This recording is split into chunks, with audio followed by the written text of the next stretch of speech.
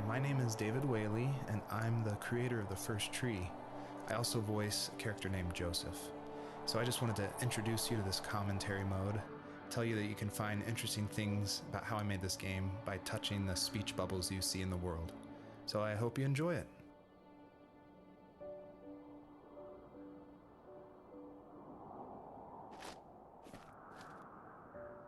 Are you awake?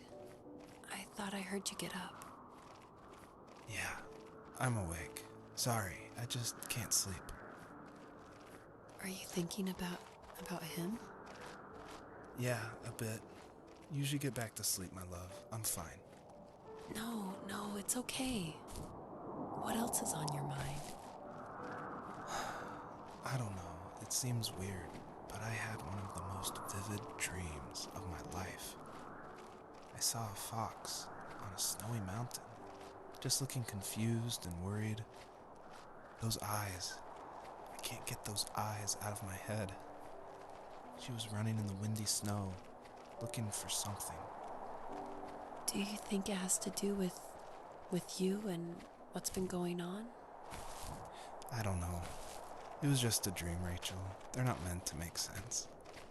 A lot's happened the past couple days, that's all.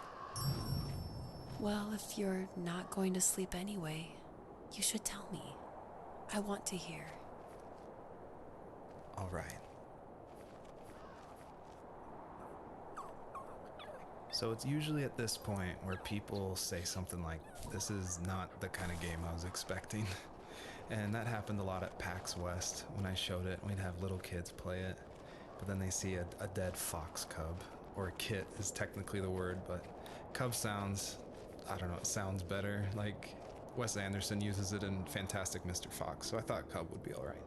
But anyway, having this game, I wanted it to be more serious. This game is based on dealing with the death of my father, which is the hardest thing that's ever happened to me and my family.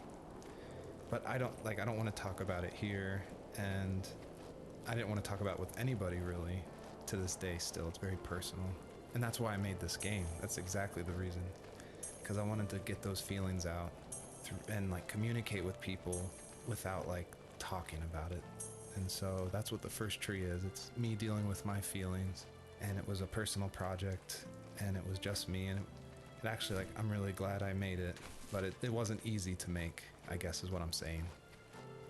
So, not far from her home, she followed that path to something unexpected. She couldn't stay, though. She had to find her other two children. So she took that path. She followed it towards something ancient. Something with answers, high and low, searching for any sign of her cubs. Points of light showed the way to this ancient tree. It was as if each one had a story to tell, all their own. The land was trying to tell my story, too. I felt like I was right behind her the whole time. The bunnies were added because my wife, Elise, who also voices Rachel in the game, who's also helped a ton to make the game, as we were playing, she just said the world felt kind of empty and not alive enough. So I knew we needed to add some kind of life, and so the bunnies was the first idea that came to mind. And like most of the game, I used publicly available assets to speed up production because I was working full-time along with making this game, and we just had our first baby, a little girl named Evelyn. So I was messing with this asset called Herd Sim, and at one point, the generation script that creates variations of the sizes of the bunny. One time I got out of control and it made this monster bunny that towered over everybody. And I shared that GIF on Imager and Reddit, and that was a huge hit. It helped definitely gain an audience for this game. But it's hard because this game is so serious. It's about life and death, not giant bunnies. But I knew I needed something, a shout out to that, because it was pretty fun. So if you're able to catch all the bunnies on this map, I think there's around 13, then you'll get a special surprise. So good luck. As a kid, did you ever do show and tell in your class? Yeah, I think I only did it once, when I was in the 4th grade. You know how my life was around then. I wanted to show my class what helped pass the time and distracted me.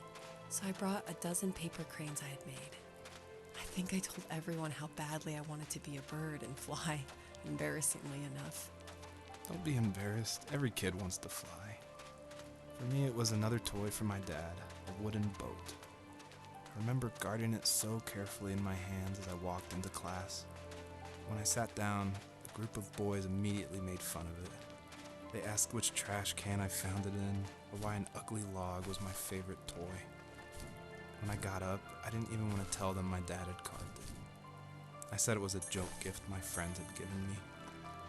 Kids can be so cruel. Some of them are. I shouldn't have let them get to me, but it did. It's amazing we bounced back at all. Do you remember what my dad did for a living? Wasn't he like a lumberjack? That's one way of putting it. If wood was a canvas, then a carving knife was his paintbrush. Even after working a 50-hour week, even after his hands were more splinters than skin, he would bring home the nicest piece of Alaskan weeping cedar and make me toys. That wooden train was the first toy I can remember, and I loved it. I just knew from a young age I was going to be a lumberjack, like my father.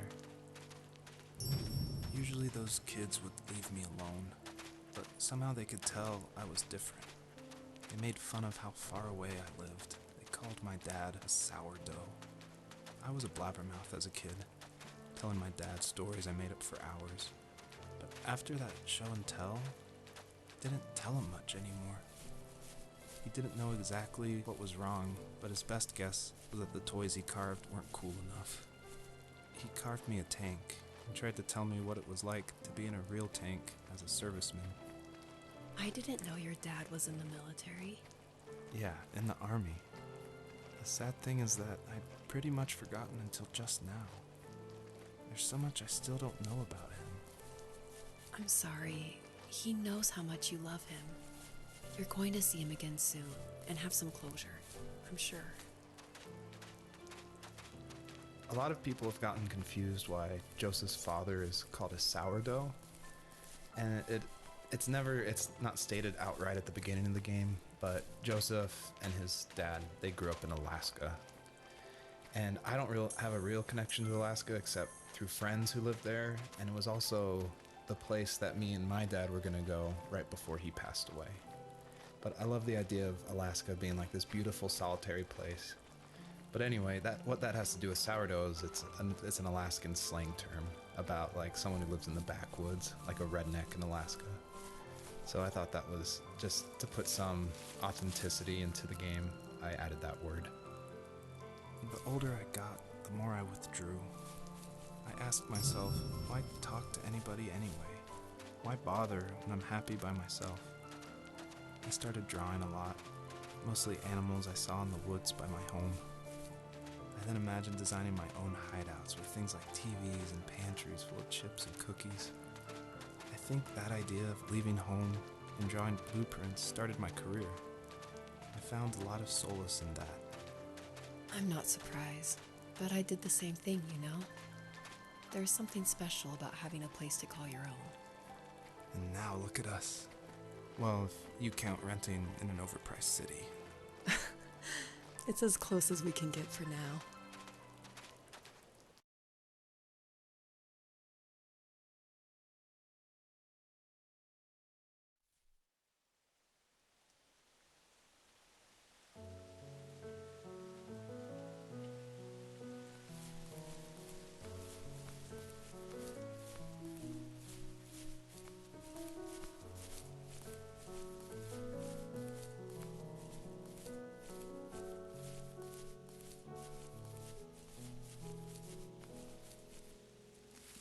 My teenage years were full of sketching, angst, and trouble. I wasn't popular or unpopular. Maybe just forgettable. I guess that gave me a sense of freedom, so I hung out with crazy kids doing crazy things, even though I mostly just watched the chaos ensue. We did it all. Put fireworks in mailboxes, hide roadkill in people's garages, break windows of the barber shop in Anchorage. My dad was furious, but he was so busy working he couldn't do much to stop me from going out. I think being an adult means there's no one to stop you making hard decisions. He had to make a living, and he couldn't be in two places at once. Yeah, I realize that now. But at the time, I was sure he was more interested in growing his business than what was going on with me. This is the level that I showed at PAX West, which was a crazy dream come true that this hobby project was being shown next to all these amazing indie games. So I decided to show this level because it's smaller, there's like some jumping puzzles, and I thought it was a good entry into the game. But the one thing I can't seem to forget is right before we opened to the public, there was an indie dev superstar. Like, you've definitely heard of his games, and I was like terrified. He wanted to try it out. So I said, of course, like, please give me your feedback. And he was super nice, super talented, of course. But this embarrassing bug happened, which I'd never seen before in my life, where when he dug the item up, he jumped right after, and it created the dust cloud to permanently be on the rest of the level. It wouldn't turn off. So it looked like this fart cloud following the fox as it just kept running with this beautiful music and serious voiceover. And it was horrible. I think about that every time I look at this level. But, you know, I was able to fix it, so I'm glad someone could at least find that bug. He was working another late night, and my friends were over, saying how bored they were and how they'd come all the way out to my house for nothing. One of them mentioned how that old, ugly beyond belief truck was still in the garage, and how we should take it for a spin.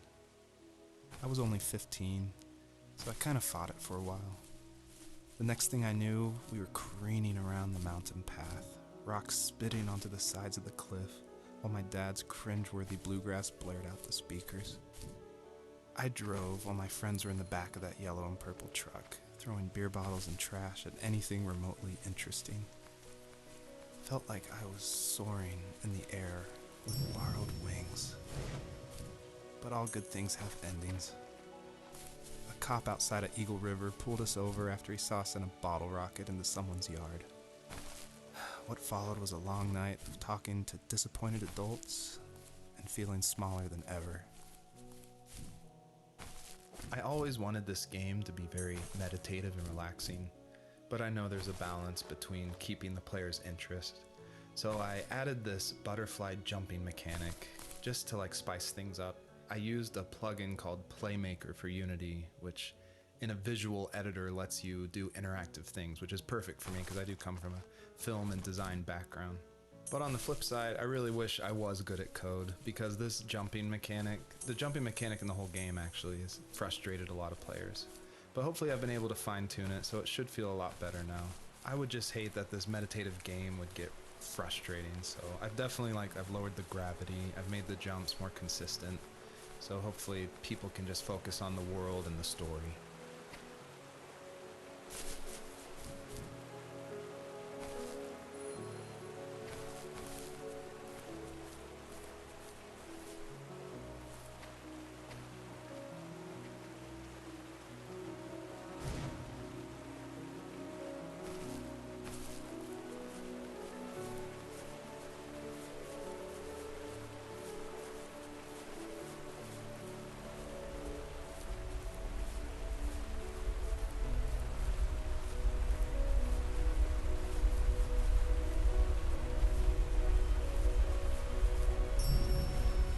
You may have noticed there's a little pond here, and believe it or not, I tried everything I could to get swimming working in this game, and I just could not do it, unfortunately.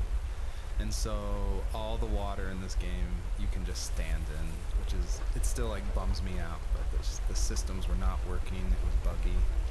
So I just had to throw it out, which, you know, I think it's okay. Like, I wish it was there, but again, the focus of this game is on the story.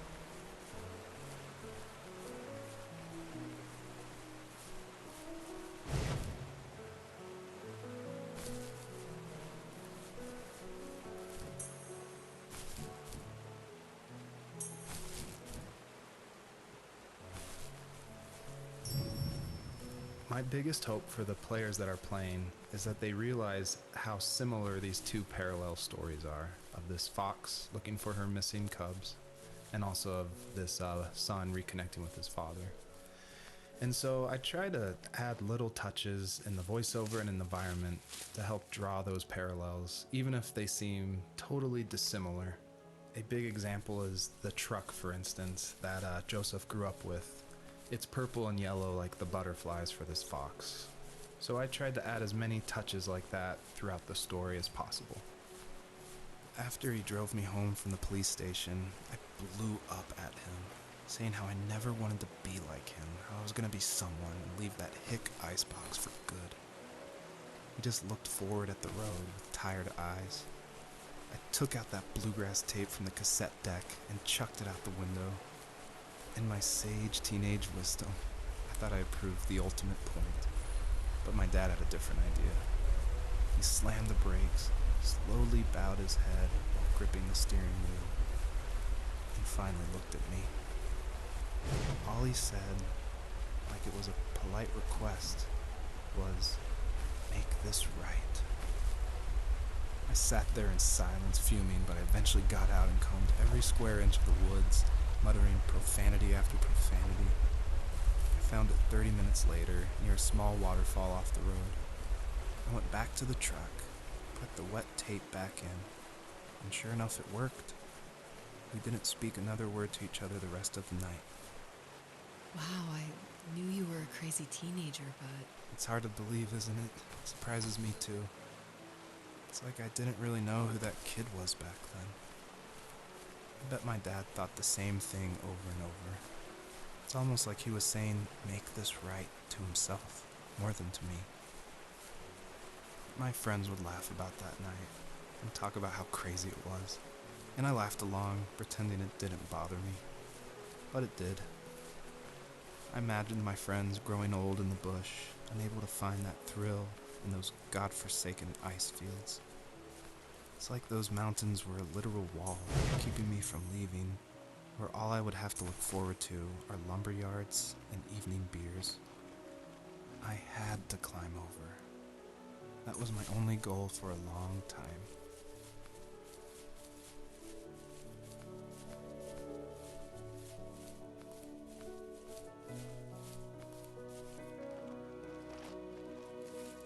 If there was some way I could take my love of drawing and turn it into a way of escape, nothing would make me happier. I wanted to create instead of tearing trees down. I wanted to move to the lower 48, not because I hated it there in Alaska, but I hated the idea of it. It's like all of that spite inside me had created this monster which followed me around my whole teenage years. I put so much energy into doing what others didn't expect of me. Why did I do that? there's one fact you're forgetting, though. If you didn't have that fire in you, we probably would have never met. You're absolutely right. Maybe the destination is all that matters in the end. But then why am I awake? Why am I seeing this fox go on her journey? And why can't I stop thinking about my dad?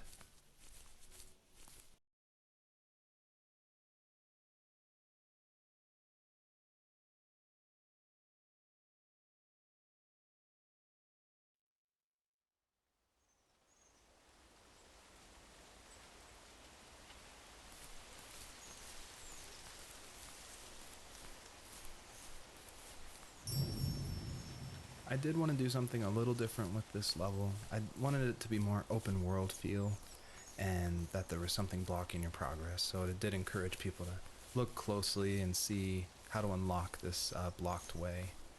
And I do like just walking around this level and listening to the beautiful music by Josh Kramer.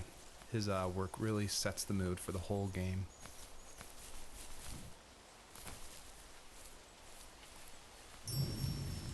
I don't think the first tree could work at all without the music by Josh Kramer. And his music, it's actually publicly available to license, and so it was affordable for me since this was a hobby project. And it's something I like to tell new indie developers all the time, like, you can't afford that composer, you can't afford a full-time programmer, you need to cut corners and finish your game. And the way to do that is to use these amazing publicly available assets that anyone can purchase and license. And so his music is incredible, and I actually haven't talked to him that much. I've just emailed him.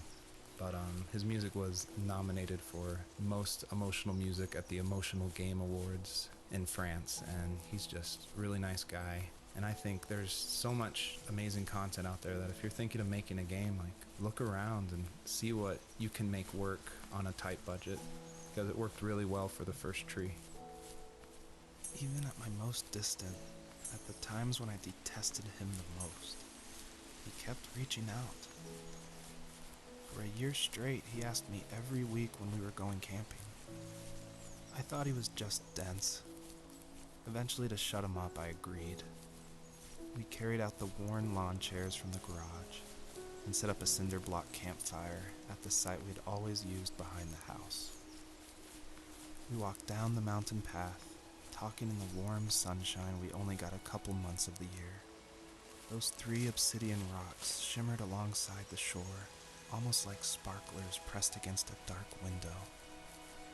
I'll never forget that wet stone on my feet, or how those massive mountains looked even bigger in the lake's reflection. I felt small, but grateful. As the sun set, my dad found something I hadn't seen for a long time. The tree where I'd made my first carving when I was 6. I hadn't even carved it. My dad had helped me, but I still called it my tree. Something about seeing my name there made me open up, and we talked about everything that night in that old camouflage tent. I told him how much I loved sketching and design, and how it would be a dream to study architecture in Seattle. I told him how I didn't get along with my friends much anymore, but that I didn't mind being alone. He told me he was there for me, and he joked that if all he had to do was write my name on a tree to finally get me to talk, he would have left me carved logs with novels on them in front of my room every morning. I don't know why it took me that long to realize it, but it was then I knew how much he had sacrificed for me. My dad built a lot of stuff in his free time. If he wasn't watching fly fishing or reading Tom Clancy novels, he was carving something. He made tons of birdhouses. Not that he was into bird watching, but I think he really missed working and adding on to the home. If he couldn't afford the time to build onto our own house, he would have to settle with watching birds move into their little homes. We kept an old mattress in the bed of that ugly yellow truck, so we would drive it deep into the woods and then watch the birds fly into their houses while the sun set. Usually it was accompanied by venison jerky or a cold Coke, but not a lot of talking, which is how we both liked it. Earlier I said I just love going through video games and exploring, like looking at every nook and cranny and just trying to find little details. And I think that started because in middle school and high school, I would make mods for my favorite games, namely Jedi Knight, Jedi Outcast, and Far Cry.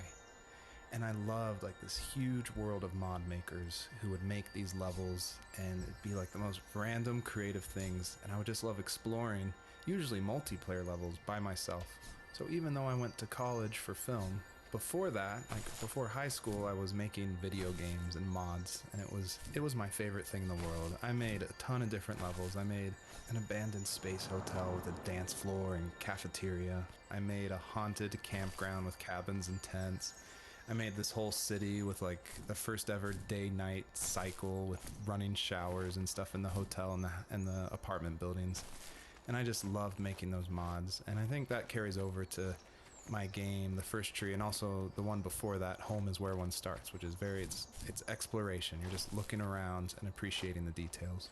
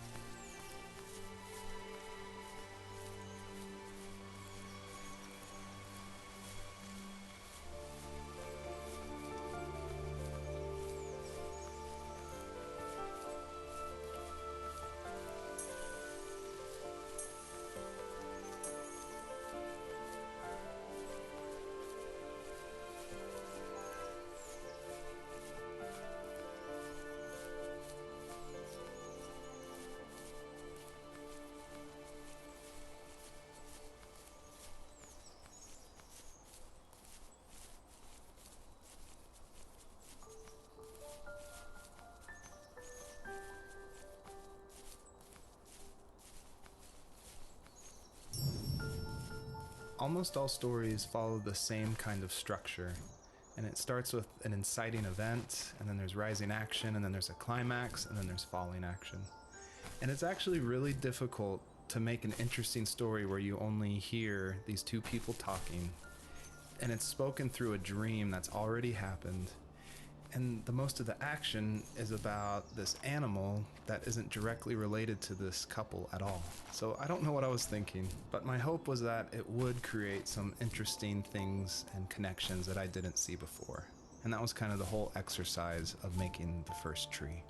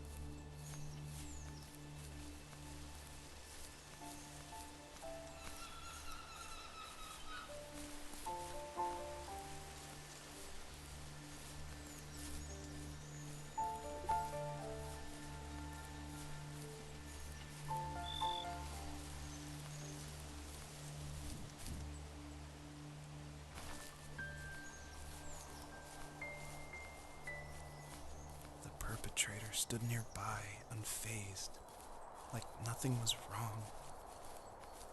My dad is dead, and he's never coming back, Rachel. I can tell you these stories, but I can never reminisce with him again. He can never hold a grandchild that we'll probably never be able to have. I can never talk to him again, and I'll never be able to say I'm sorry for everything. It was really important to me that the wolf in this story that takes the fox's cubs, that it wasn't explained at all. Like, it's just this entity that's in the background. And of course, it's supposed to represent something bigger than a wolf or even the fox. It's supposed to represent like the specter of death. And it comes when you least expect it. There's no justification. He's just there, always watching.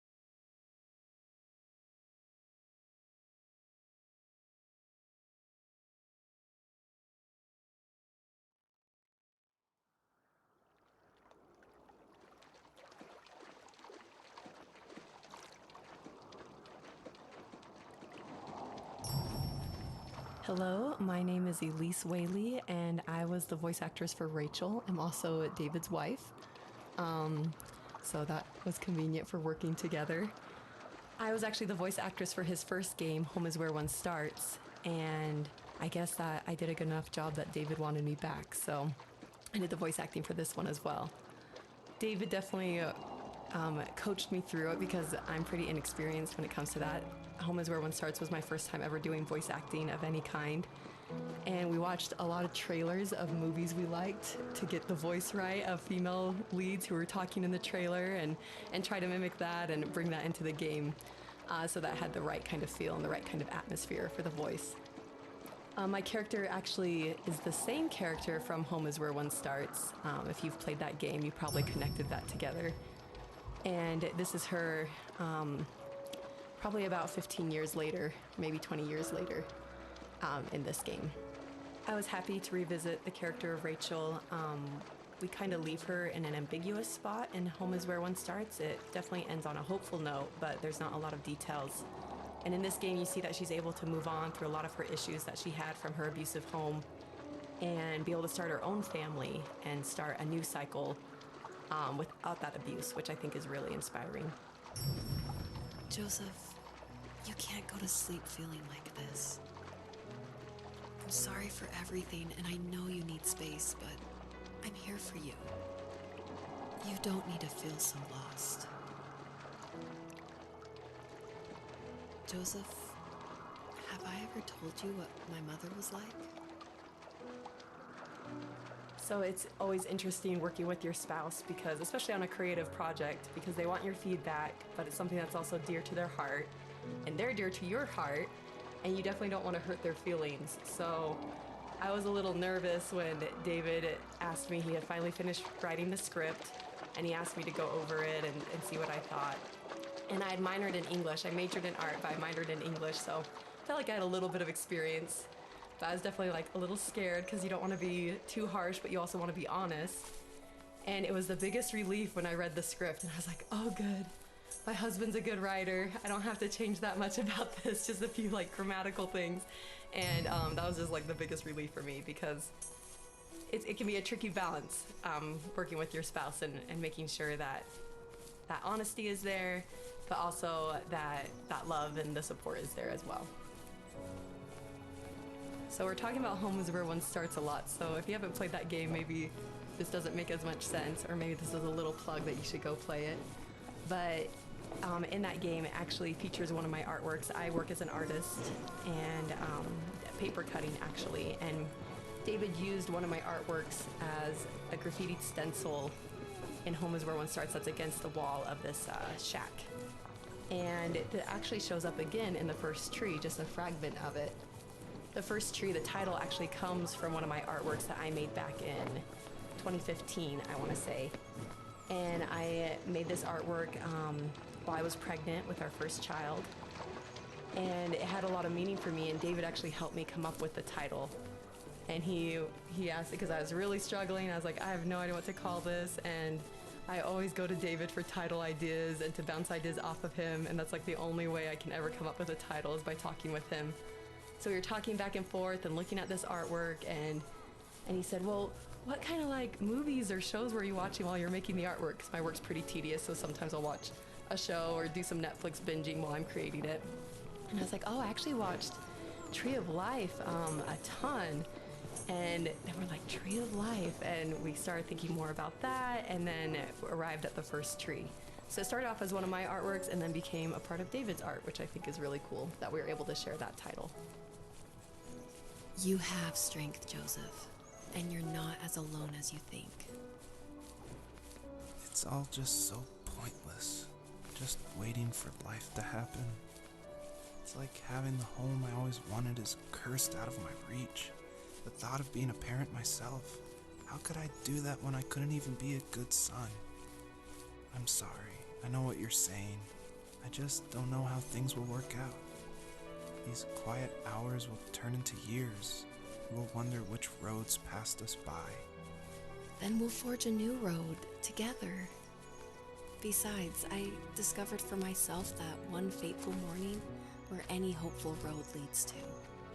There may be thorns and mist, but it always leads to the same thing. And what's that? Family. I'm so glad that you're part of my family, Rachel. And I'm glad you're part of mine. A question I get a lot is why a fox? And it ties into just how important family is for me.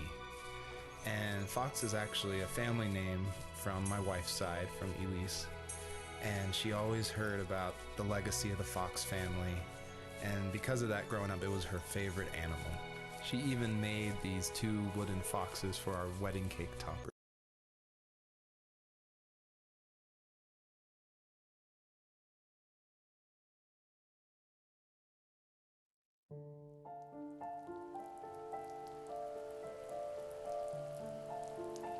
The fox knew her last cub would be waiting for her at the first tree. She was almost there.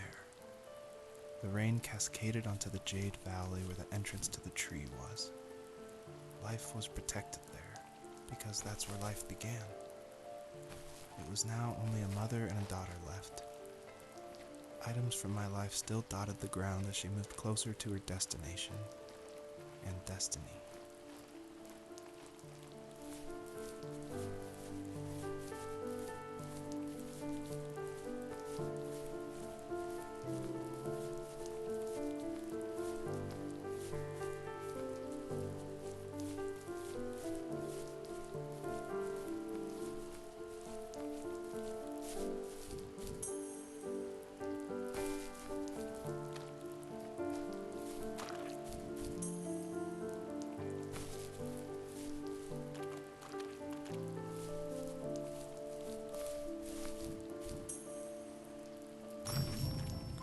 Usually what catches people's attention of the first tree is the visuals, of course.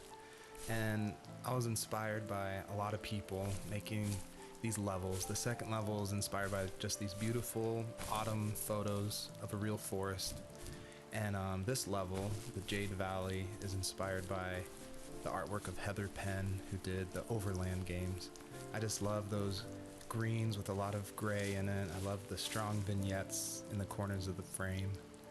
And of course, this environment pack was made by the very talented Swedish designer Mikael Gustafsson. And of course, his initial designs inspired me, and I was able to build off of that. And I'm really grateful that he allowed his environment pack to be made publicly available. At the end of high school, I felt something I hadn't felt in a long time. Drive. I looked into the best architecture schools on the West Coast, then got a dose of reality when looking at other students' portfolios and the high cost of tuition. I still wanted to be something, to be the next Alvaro Siza, and to make those thousands of sketches worth something in my grand history. But now even an internship sounds impossible. Siza helped me understand how essential emotion is in architecture. And he also said light is the real composer of space. I like to think these glints of light, like not finding a job or even a strange dream about a fox, are something I should be thankful for, even if the illuminated space is something I'm less than comfortable with.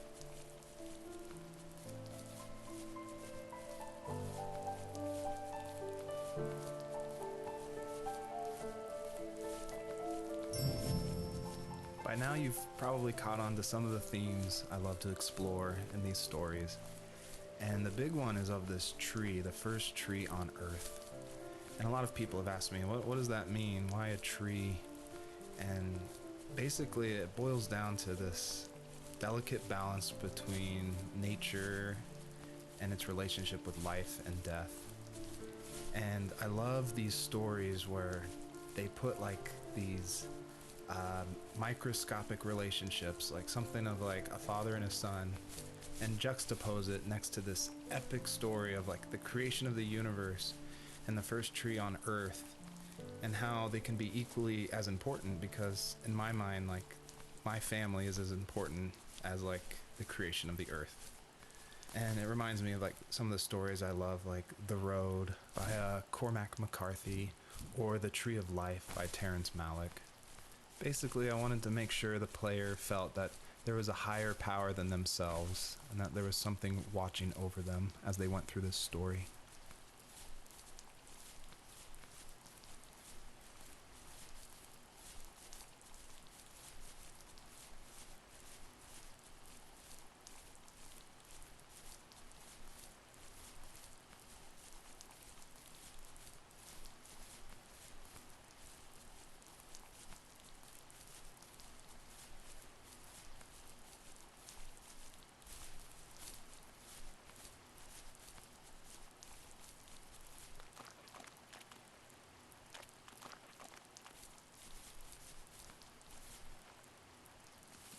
Was that the last time you talked to him? No, I called on holidays, and he would call on my birthday. I guess we acted like nothing ever happened, which was stupid. Didn't want to ask about his lumberyard, and I'm sure he didn't want to ask about my job search. I never went back and visited.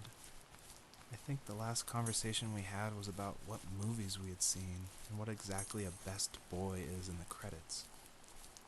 I thought he would be here so much longer.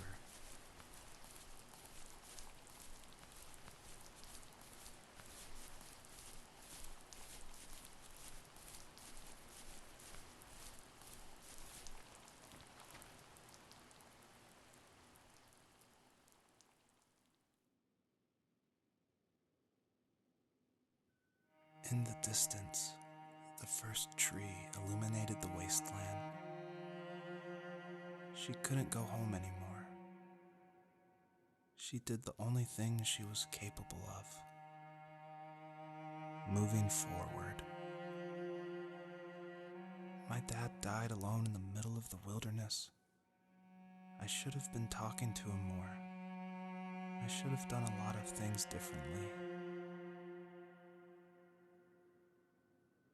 If the first tree on Earth brought life with it, if it taught the birds to sing and fly and showed saplings how to grow, what could it do for us? Obviously, there's a really emotional part, but I'm going to talk through it anyway. A lot of people correctly identify that Journey was like a huge inspiration for the first tree. And this part, it is like a callback to that part where you're climbing up the mountain with your friend you don't know, and it just gets snowier and snowier, and you just keep going, and then eventually you collapse. And that part, that made a huge impact on me. And I don't even own a PlayStation 3 or 4. I rented a PlayStation from like a rent-a-center right after completing Home is Where One Starts, just because I'd heard so much about it. And everyone was right, it was a very impactful game, and it definitely inspired the first tree.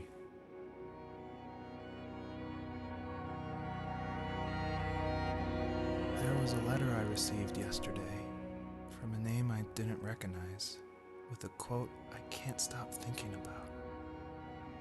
Death is not the opposite of life, but a part of it. More and more, I'm realizing one important truth. Each of us have our own journey to the first tree, but sometimes I'm not sure I'm ready to take that first step. You already have my love.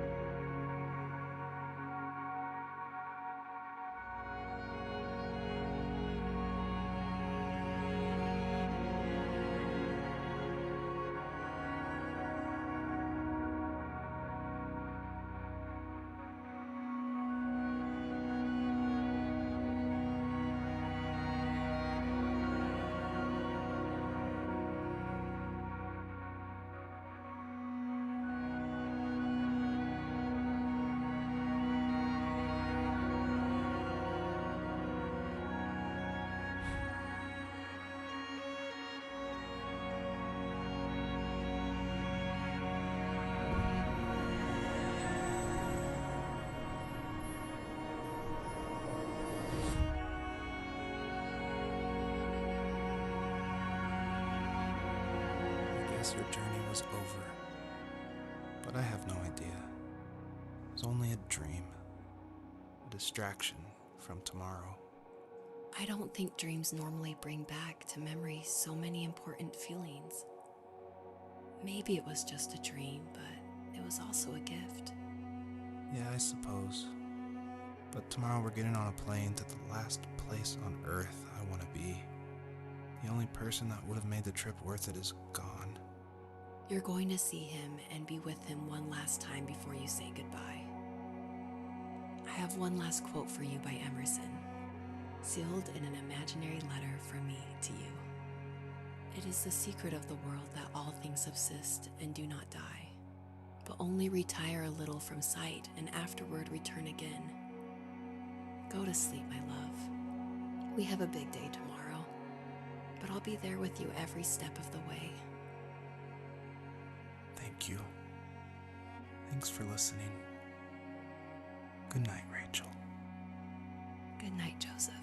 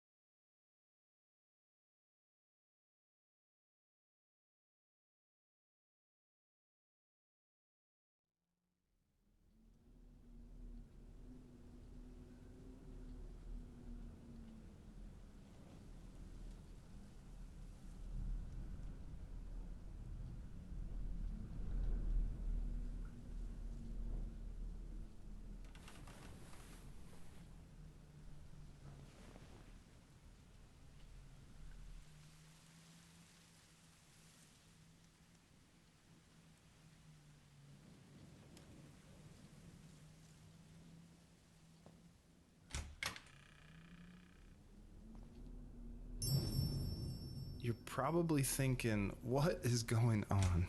And that was definitely my intention for this epilogue part of the first tree. This is my favorite part. This is the part I'm most proud of. And it definitely, it's supposed to evoke this, what is going on? Where am I? I was not expecting this. When I was marketing and blogging about making the game, I never showed anyone this part. I never told anyone. I never shared screenshots. I wanted it to be a complete surprise. And I also wanted it to feel a little creepy because it's totally inspired by those nights where you wake up in the middle of the night and you can just hear the sounds of the wind outside the house and you can't sleep. So you walk around in this twilight stupor.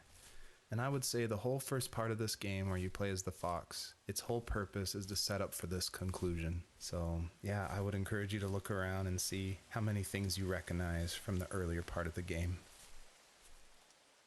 I tried hard to foreshadow this epilogue just because I wanted it to be a surprise, but I didn't want it to feel too out of place that it would be humorous.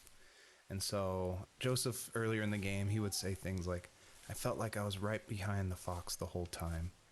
In my mind, the camera perspective acts as a metaphor for who the player is, what they're seeing, if the camera represents Joseph, or just that video game trope of having the camera follow you.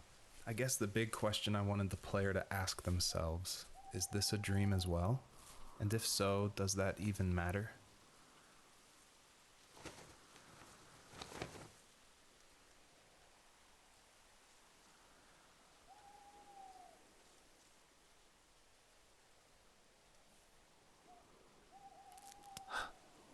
What the hell?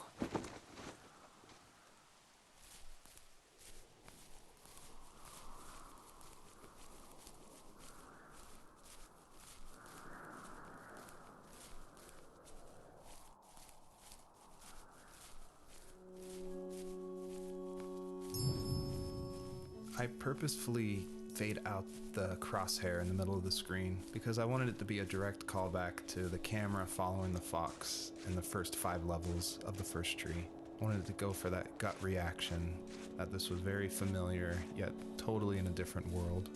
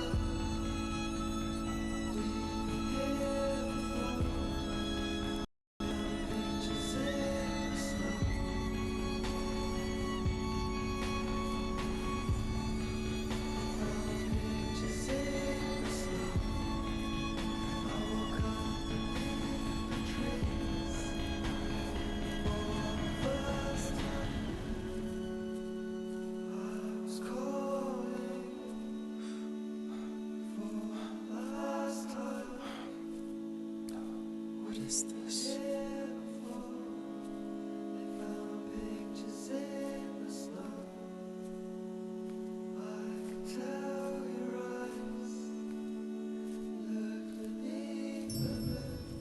Thank you for making it to the end of my game, and I hope you enjoy the personalized message that is featured on the trunk of this tree. It's a message submitted by another player that's retrieved from a database, and it's retrieved at random. And I did this because I wanted people, even if they feel alone through trials of death, that there is a community, an invisible community supporting each other. So thanks for playing.